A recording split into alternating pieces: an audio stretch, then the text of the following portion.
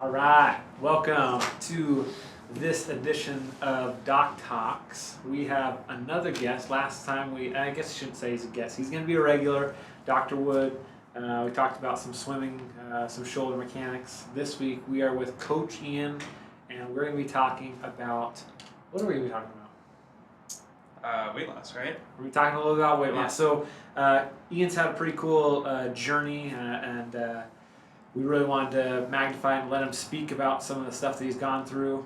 So that's this week's edition. We're going to talk about his whole journey, what motivated him, what strategies he used, all sorts of stuff. But I'm going to give him a chance just to introduce himself. All right. So hi, I'm Coach Ian. I have been working with Elevate for about since January, I want to say, and so not super long, but I've been training for about 2.5 years, so also not super long. Before that, I was just working other jobs, just trying to find stuff that I like to do. I guess I'll go down the list over there. I was born originally in Wisconsin, which is funny. Oh. I didn't live there very long, but everyone, as soon as I tell them that, thinks that I have an accent. They You got the immediately flag, go, big, rig, no one in my family's from there. the bubbler. Yeah. So, oh, I thought I heard an accent. No, you didn't. No accent. No accent. But I grew up here most of my life. Went to school here, graduated from high school here. Where?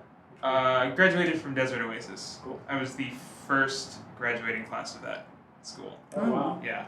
UOG. Yeah, so we had a junior year without a senior year, and then when we went up to senior year, we were the first senior year. Wow. Cool. So it's like being a senior twice, which is kind of cool. Well, that's pretty Nice. Then I had plans to go to like UNLV. I still didn't have any idea what I was going to do, but I figured I'd get my prerequisites out of the way at CSN, and I did that for about a year, and then I kind of realized like I'm not a college guy. Like I just can't do it. I'm just not one of those guys.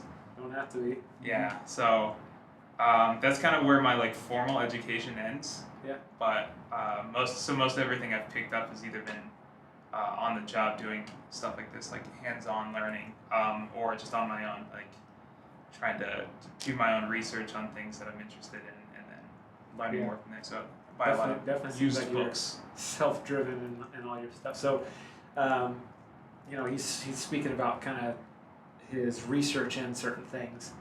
He's got a lot of hidden talents that we're still unearthing as we're learning more about him. And I just found out in the last month or two that he's building out a bus, and he's building out the inside of a bus, and he's done all sorts of crafts and all. You can talk about it, but it's really cool project. It's like it looked like it used to be an old school bus, but it's about half the size of one of those super long ones. Mm. So since I've had it, I've built in like a bench area that I've upholstered, built in a counter with a sink. There's a shower now in the back, bed there. Dude, just That's awesome. crazy. Yeah. What's your game plan once it's all done Yeah, cheap living for about a year. Just lay That's low. dope. You know. then? Yeah. And then I think the next one after that will be like a real like Sprinter van mobile home thing. That'd be cool.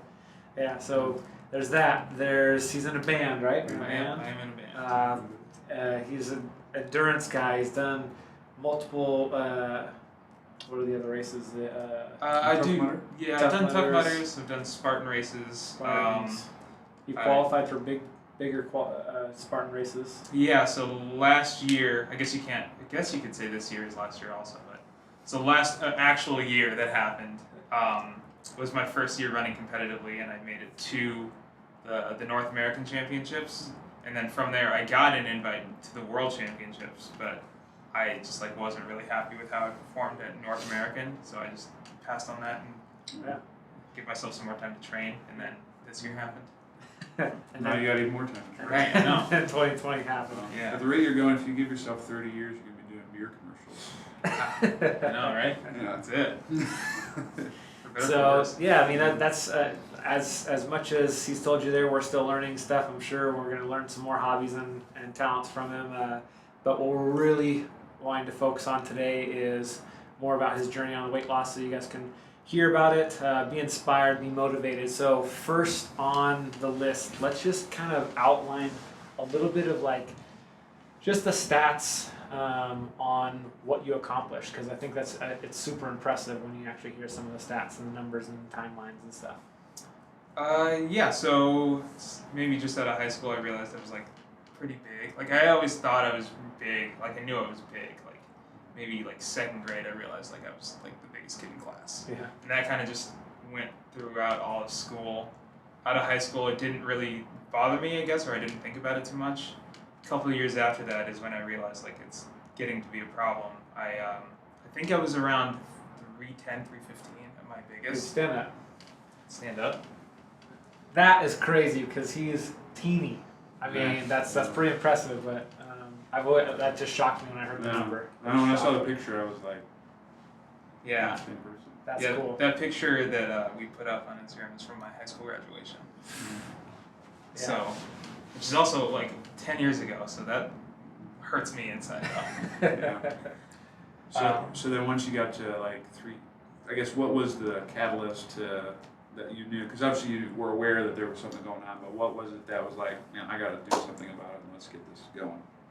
It was very much like the only way I can really describe it is like one of those like reality TV moments where you're sitting there and you think, this is gonna kill me, like this is gonna be the reason that I don't see 40.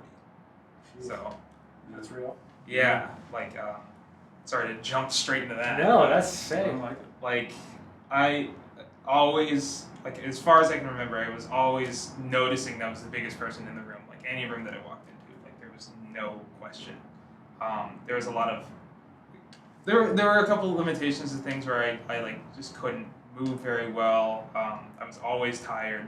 I had aches and pains that I really couldn't explain, especially like with my back. Yeah. Which have all since gone.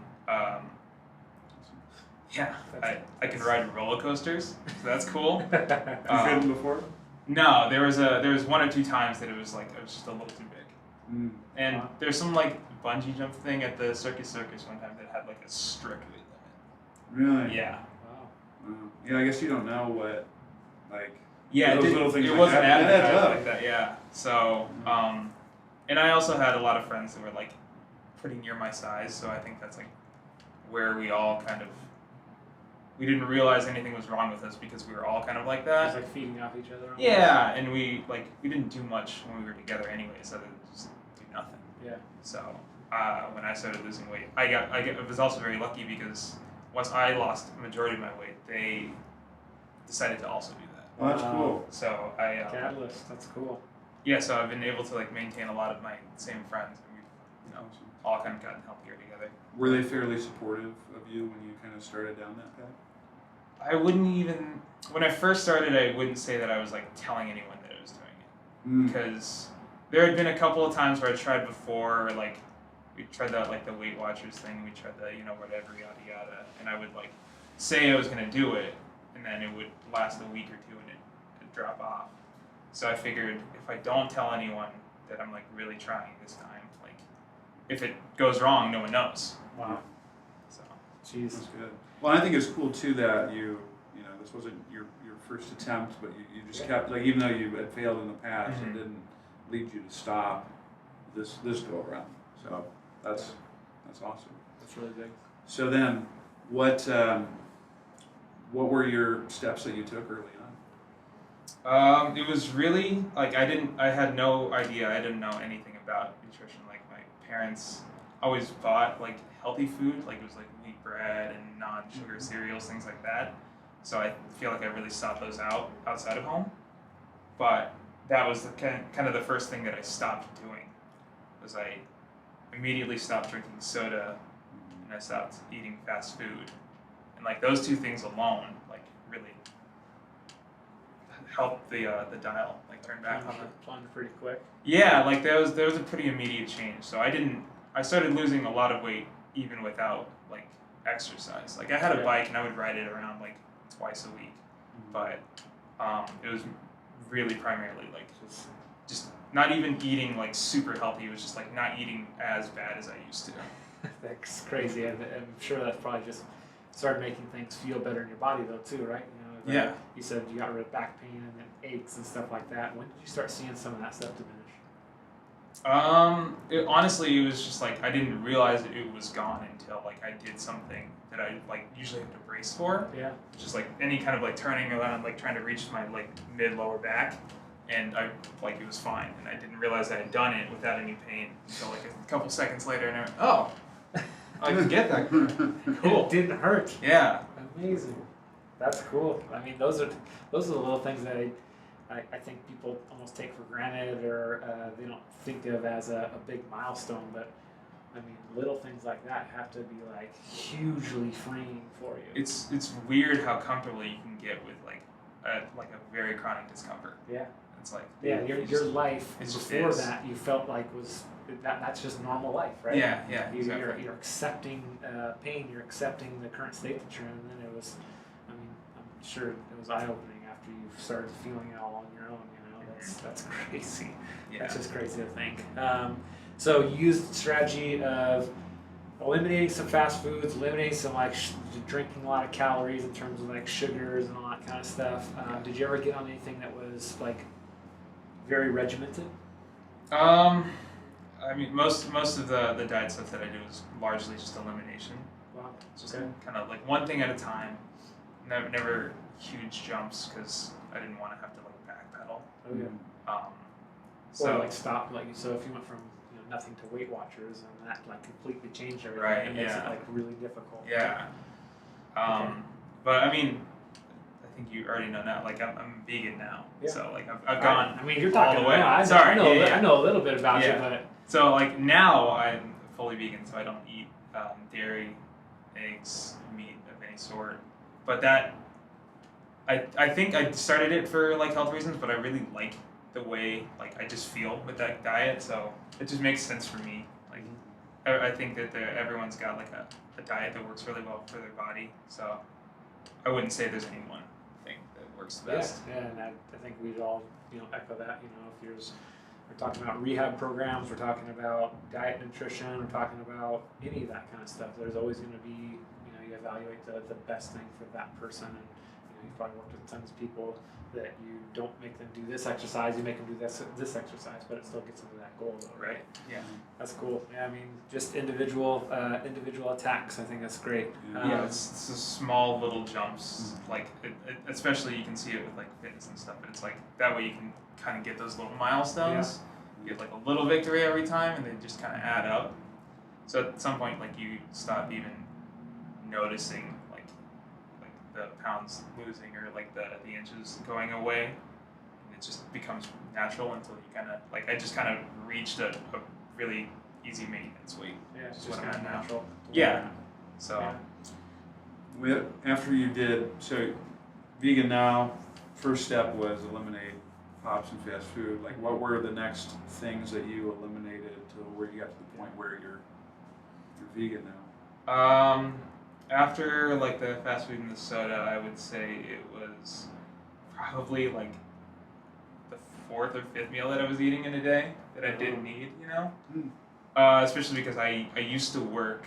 I was a delivery driver for a long time for a pizza place, and my shifts I normally had late night shifts, and my shifts would end at like midnight. Yeah. So what else? There's nothing else open. But also, the entire time I've been working, if anything got messed up, that was for us. Yeah, a little crush it, slice or two. Oh, or a slice or whatever it two was. almost every time. And then, you've just got so much stuff going on there, and then you get out of work, and all of a sudden, like, that releases something, and you like, I'm done with work, so now I should eat. Mm-hmm. So it becomes like such a habit. Yeah. Yeah, I mean, you probably don't even know that you're consuming the calories. It's more like, you're eating and not even hungry. It's just timing-wise, frequency. So you take a step back and say, am I eating because I need to, or am I eating because that's just what I do at 12:30? Yeah. So, and largely, I don't ever think that I ever learned at that point like what hunger felt like. Wow. It was like I just had routines. Like I would, after this thing happened, I would eat, or at this time I would have a meal or whatever. And that's still something I'm working on to this day. Like I still need to consciously check in with myself. Like, am I eating because I'm hungry? Am I eating because I need to fuel for something later on? Or am I eating because there's nothing else going on, or it's just that time? Yeah, I could.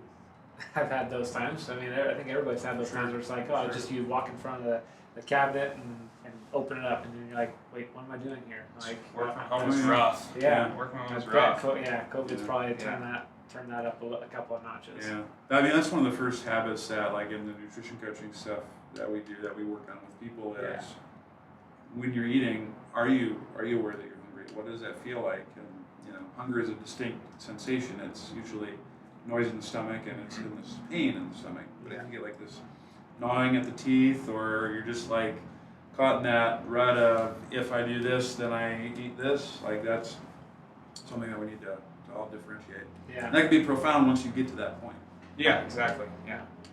I mean, I guess we've talked about it before, like hormones being released and all that stuff. You want to have that stuff kind of get released. You don't want to skip over that. You want to have those hormones be released to say that your body needs to have nutrients at that time, and you kind of you become satiated, or you become full, and then you wait till that kind of crashes back down again. But if it's always kind of like, oh, I've just had food, I'm still digesting, and you're still still have food in your system, so that could be pretty terrible for your body, I'm sure. If it's just constantly on, like constantly metabolizing, I'm sure that can make that. Because that becomes like homeostasis at that point. It's like you've always got food in your system, so. And then you feel hungry needs to be even more. That's weird. That's that's cool. So, so we did soda, we did frequency, and then you figured out vegan is the type of food that you're probably going to maintain.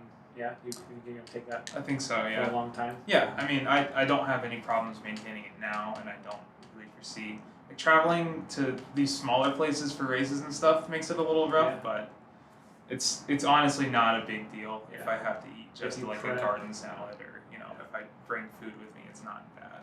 Yeah, and I'm sure the more that you dive into that, the more that you're able to prep for that. You understand what you're going to need. You understand, if you get caught in a situation where you don't want to break your diet and you're going to keep on going with it, you have prepared for that ahead of time. I think preparation is probably one of the biggest things, especially if you're changing to a diet like that. Right, You need to prepare.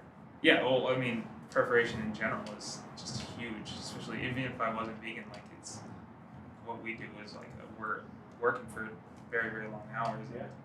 Maybe we don't like get a lunch break or something. So that happens. Yeah. Or like if I'm out, because I used to work from like super early in the morning to all the way late at night. If I didn't bring food with me, the only options were to either not eat or go get something terrible. Yeah. So not good options. No, yeah, and you just get good at like planning ahead for things like that. Yeah, sure. So like you said, you went a period of time where you weren't incorporating exercise. So just so we kind of have like a general time frame of what we're talking about. So like when you went to the point where you're just doing elimination and you start incorporating exercise, about how much time did that take? And then what was your weight loss at that point with just food changes? So before I started exercise, I'd say it was about like maybe a year and a half. Just kind of like figuring out how just food eating works for me. Just still like again, it's still kind of a struggle, Sure. But at that point, I think I started to see a little bit of a plateau there, and I was like, well, what if I did this other thing, and then maybe that would help me out. So I rode my bike down to the gym that was near my neighborhood and signed up for a membership and just started going. Wow. And how much in that year and a half time span? How much weight were you down? Because you started at 310. Yeah. And where were you at? I'd say it was about like 280, 270. Okay, so that's like 30, 40 pounds. Yeah. That's pretty good. Yeah. That's really good. And because I've actually found a couple of like old pieces of clothing that I wore during like when I first started going to the gym. So it was funny that like I got to actually see like that difference. Yeah. So yeah, so I was definitely still pretty big when I started doing that. Gotcha. But So then what was your early training like? And then how did that change things. I didn't know a thing. Yeah, I He's, knew nothing. moving. yeah, but that's still cool that you went, despite that, 'cause that's always hard when you go into a gym and you see people who are doing a wide variety of things, and Yeah, it was. even though no one's really paying attention to you, you still Oh, for sure. Like, self-consciousness. I'm the newest person in there, so therefore all eyes are on me. Yeah. So it was, and I was only doing things that like my dad once or twice had tried to like show me things in the gym. Like he would take me down there sometimes. So I was just like trying to rattle my brain out. What did we do last time? Like how did any of those work? And then luckily a lot of machines have like these little diagrams on it. So Yeah, it's like, yeah, okay, cool. yeah. All right. I should feel this here. Yeah. My deltoids are going to turn red when I do this. Yeah. 'Cause they're always Everything else red. is gonna gray out. Yeah. Yeah. So, and then at that point, I was just like, I think there's a difference between upper body and lower body, so that's just what I'm going to do. And then I'm just going to do some form of cardio after that. Okay. So I mean, didn't need necessarily like this dynamic plan or anything like that. You got in there and you moved around. Yeah. Did what you could. Yeah. How long did you do that? About a solid year. Okay. There. A solid year. There. Yeah, and I still saw some weight loss and stuff. It was just like I don't know what I'm doing, so I don't know like what is expected to happen. Yeah. So it's just like whatever, as long as I'm moving in the right direction, like I felt that was good enough. Yeah. Were you still making dietary tweaks at that point in time? Yeah, definitely. I tried to be more conscious of things that I ate that had like a really. Now I know that they were like high oil contents, Mm-hmm. fat content, stuff like that. Or that's I think when I started cutting out like red meats and most cheeses. Okay. Yeah. So then you're pretty much, you're not, after this year, you're training, you're not vegan yet, Mm-hmm. you're still eating some meat, Yes. diet's definitely cleaner. Yeah, for sure. So then where were you at that point? So if you were 30 to 40. 30 to 40 first down year and a then, half. first year and a half, that next year with fine tuning and then incorporating exercise. I'd say it jumped another like 30 to 40, but less That's awesome. time. Yeah. Okay, Yeah. cool. Okay, So so we're then, now around 250, 240, 250. Yeah. Okay, so 240, 250, and that's 2.5 years in. yeah. Yeah. That sounds like actually right. Yeah. Yeah.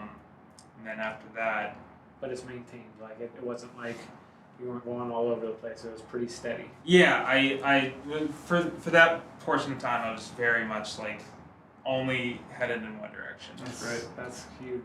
Well, and that's good too that you took that long, because generally if you see Mhm. someone who drops Yeah. really quickly, that's usually when they're at risk for yo-yoing back up. I got very lucky that everyone in my family, they weren't like big, they weren't super healthy though. So, but they all kind of like told me and over again, like it's going to be a long process. Like as they started seeing me doing this, Yeah. like it's going to be a long process.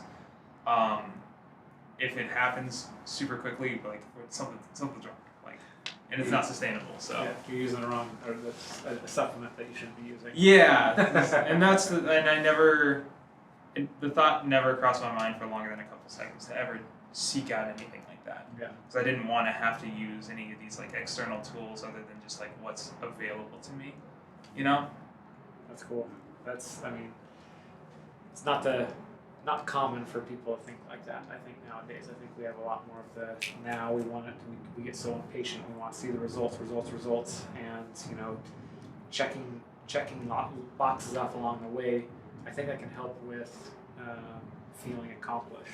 You start, okay, I made it to a 10-pound loss. That's you need to kind of glorify those things so that you stay motivated. That's definitely one of the things that we want to talk about. What was one of the biggest motivators to keep going through the process? What would you say like one of the biggest ones were? It was probably just like anytime someone else noticed, to be honest with you. It was just like, other people can notice this too, because I never really saw things because I see myself every day in a mirror or whatever. So there were times where it was like maybe something's not working anymore, or maybe I'm not headed in the right direction, and then someone would say, the really common like, hey, you look great, or it looks like you've lost weight or whatever, and I'm like, oh, okay, cool, so something is happening. And that's the desired effect that I wanted was weight loss. Yeah. So it was that, and like I got really excited anytime, like, because I used to shop at Levi's all the time. I remember very vividly.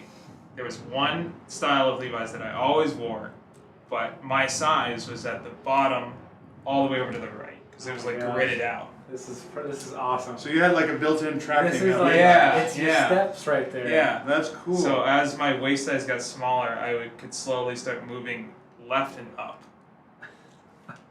Wow. So instead of like being That's all the way at brilliant. the ground, I could like see the size at eye level. Dang. So that was like. So we have to thank Levi's for something, yeah. Do you want The Levi tracker. Levi's, the Levi's tracker. Levi's, you're out there. Yep. We're gonna tag him in it. Oh, okay. Shout out to That's Levi's. crazy. So then, what was your? So got great results in that 2.5 year time period. What was the next steps that kind of catapulted you to where you're at today? Well, so after that point, I think, I don't know, something happened and I fell off of it for a little bit. Like, I felt kind of stagnant, and I felt like the stuff I was doing in the gym was great, but not like anything substantial anymore. So I stopped going to that gym, and I kept riding my bike. My mom tried to encourage me to run a little bit, and I hated it. And then a little bit went by, and I got a job downtown at a restaurant, and luckily that restaurant had partnered with the local gym there. Oh, cool. And I was like, okay, I'll check this out. And it was like crazy boot camp gym. I was just like, I'm gonna die. I'm gonna throw up and I'm gonna die. This is rough. But I think it was definitely like kind of a hardcore stimulus that I needed to kind of like. Oh, so you did it? You did. I did it. Yeah. Did you throw up? No. Okay, No. that's good. Come to find out, that's like pretty good to not throw up on the first time. Okay. Yeah, so I just kind of stuck with that, and then at one point I had to stop because like my band started to get a little bit of recognition, so we went on a couple of tours, one big U.S. tour, Wow. and all the while I was thinking, Learning stuff right now too. Yeah. Didn't know they went on tour. That's another thing. I think. Yeah, You have yeah. to tell me about that some other time too. Yeah, for sure. We went all the way around the country, and I got back, and I was like, I have to just go back to the gym. I just have to. Like, it was the entire time I was thinking I can do all that stuff on my own, and then I got back, and it was the second day, and I realized I'm not going to do any of that stuff on my own. There's no way. But I think doing that allowed me to get to the point where I can do those things on my own, like, or that I'm like more self-motivated to work out and like find those things on my own, if that makes sense. Yeah, no, it definitely makes sense. So that's definitely something that's motivating. I think I love the steps on the Levi's ladder. What was probably the hardest thing that? Was there one point? Was there one thing? What was the hardest thing about this whole journey? Hardest thing about the journey.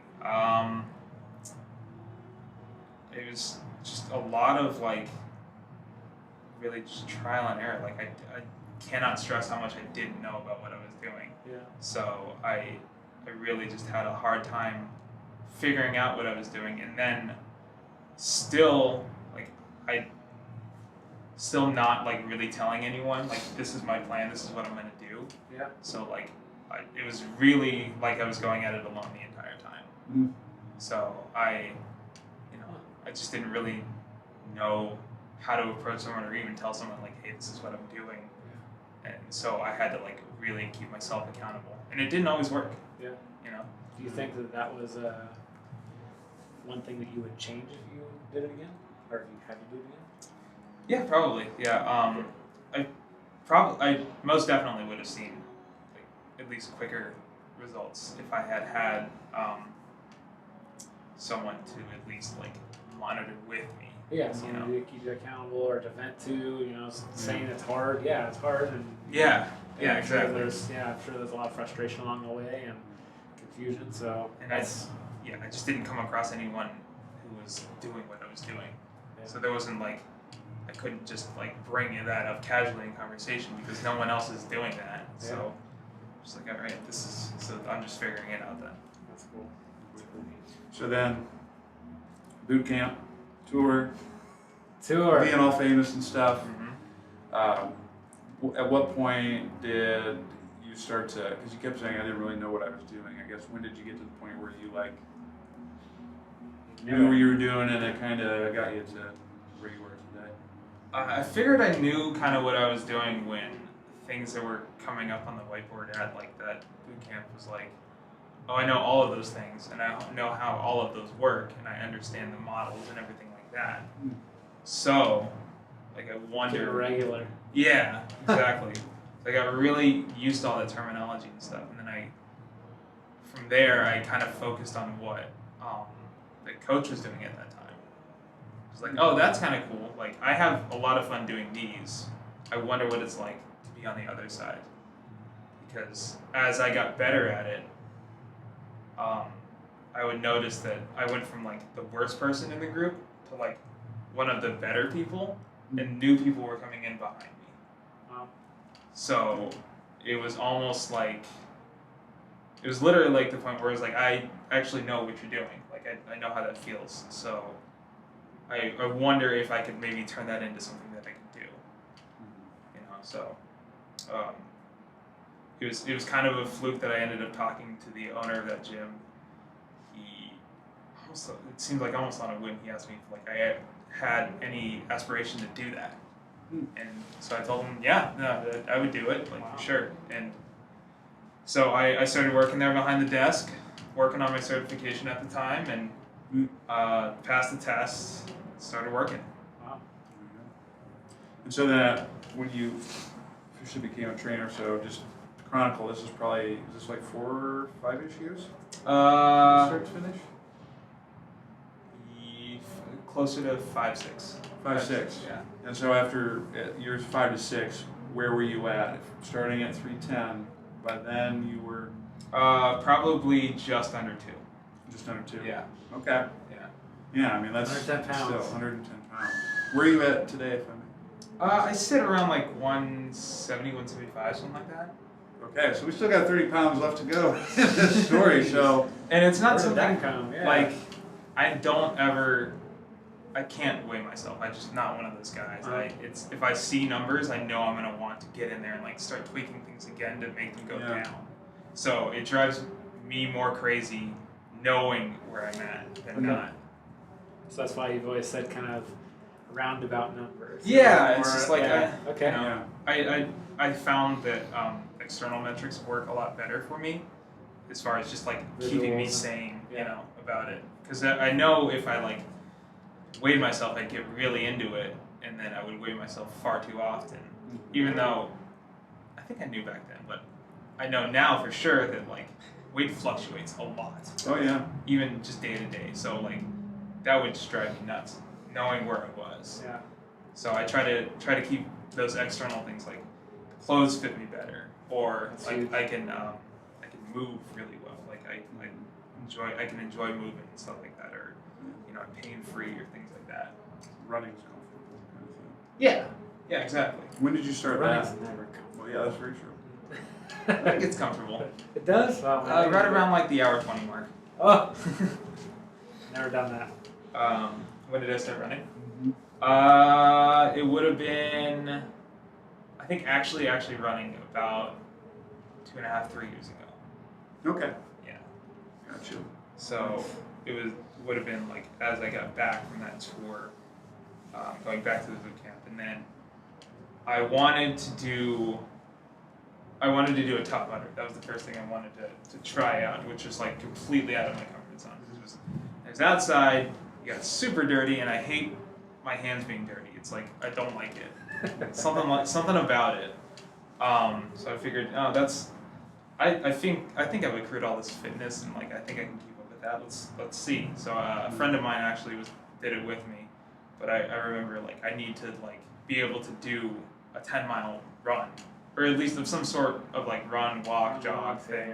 Just get through it. I don't want to be one of those guys just like pull me off the course all the time. Yeah. So I started running a little bit without any kind of real rhyme or reason to it. And then I realized, oh, our Tough Mudder is in the desert. So should probably learn how to run on that too. Yeah. So I did that, and I got through it, and then so some friends from the gym that I made they were trail runners and they do like Spartan racing and stuff like that. Yeah. Or they convinced me to do there's a 3-part race. There's a 7K every 12 hours. And it was my first actual competition of really any sort. And I took 3rd place in the 3rd race, so I went 5th, 4th, 3rd There you go. through the races. Awesome. I think thinking 4th overall at the end of the series. It's like, oh, that was cool. Like I can do that. Success number 1. That's cool. Yeah. It's not number 1, but I mean, in competition. I got a cool medal. Yeah. That was nice. Yeah, and then so I just like, all right, let's get better at this. So I started running more, and I learned more things about it, and it becomes easier to do. Like I really enjoy it now. It's kind of one of those things now where it's hard to imagine going through at least a day or so without doing it, even though I know like I need to rest. Yeah. That's the thing. That is definitely the hard thing. We would tell patients to do that too. Yeah. You definitely need to rest. Yeah. Yeah, well, it's funny when you're in the sporting event, like, you know, like I remember being on that side where if I was hurt, they were telling me I needed to take a day off. Like, no, you don't understand. You don't get You it. can't do this. Competition's And now I'm coming. that person. Yeah. Because I can tell people that. Mm-hmm. So we need to kind of wrap things up. I know we're getting kind of over time here, but I definitely wanted to ask, like, where are you going from here? What's Ian's next step Just in the fitness journey and whatever what's your next goal? I want to. I really want to heavily focus on like the Spartan racing and stuff. So I want to get back to at least North American Championships and get that invite to go to Worlds again. There you go. Like, and then crush it. Just And like compete just in it. do it. Because yeah, I'd really like to do that. And other than that, I just want to like get better at the stuff that I do. There it is. Yeah. That's cool. I mean, that's really impressive to see the amount that has been lost. I thought it was significantly less than that, but now knowing that it was 140 pounds, well, 40, 50. My lowest was 165. Okay. That's crazy. I mean, that's basically half of, Mm-hmm. that's wild. Yeah, I can't even imagine just what it feels like to be in the body you were versus where you're at now. I mean, it's just got to be like a different sensory experience. Yeah, In many ways. it's hard to think about like it would be me on top of me the entire time. Yeah. Yeah, your joints are probably screaming. Yeah, I mean, there's probably stuff like my ankles are ruined, but get through it. Yeah. Well, I mean, it's a commendable journey. I mean, I wanted to keep this going for like another just hour and a half to hear all the details. Here's some more deets. Yeah, but we'll have to have you back again at some point. Yeah, absolutely. To talk a little more about it. If you guys want to train with Ian, he's Yes. coach here. He's at the Eastern location a lot. So if you have any questions about weight loss, how, that journey, that whole process, Because you do nutrition coaching as well, right? I do. Yes. endurance, nutrition, any of those types of things, this is a pretty good source. So reach out to us and we'll get you in contact. And until next time, We will talk again, but yeah, please give him a call. I mean, the nice thing about you is you've been there, you've done it, Mm-hmm. speak to and it. that gives different insight that I don't have, Kyle don't have, and many others don't. And I think that puts you at an advantage over a lot of people. Yeah. Thanks for being on here. Yeah. Thanks So if you want a discovery session with the man, the myth, the legend, 702-558-2151. The touring artist Boom. / carpenter / Yes. enduro guy. The most interesting man in Elevate. All right, we'll see you All right. guys. Take care.